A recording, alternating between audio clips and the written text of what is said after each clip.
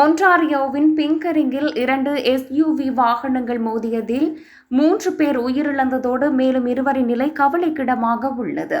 இந்த விபத்து செவ்வாய்க்கிழமை மாலை 7 மணியளவில் நெடுஞ்சாலை 7-இல் கன்சன் சாலை 6 அருகே நடந்துள்ளது. மேற்கு நோக்கி சென்ற SUV ஒன்று கிழக்கு நோக்கி சென்ற பாதையில் சென்று மற்றொரு SUV மீது நேருக்கு நேர் மோதியதாலேயே குறித்த விபத்து சம்பவித்துள்ளது.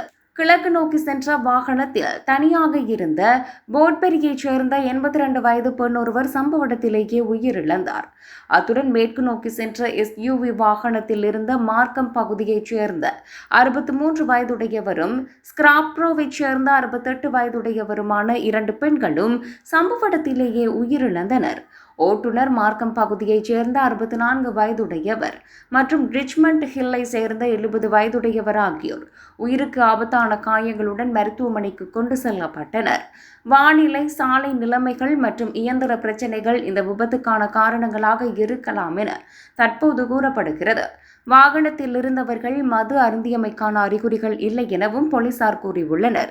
அனைத்து பயணிகளும் சீட் பெல்ட் அணிந்திருந்ததாகவும் போலீஸ் தரப்பிலிருந்து தகவல்கள் வெளியாகியுள்ளன. இந்த நிலையில் சம்பவம் தொடர்பான மேலதிக விசாரணைகளை போலீசார் மேற்கொண்டு வருகின்றனர்.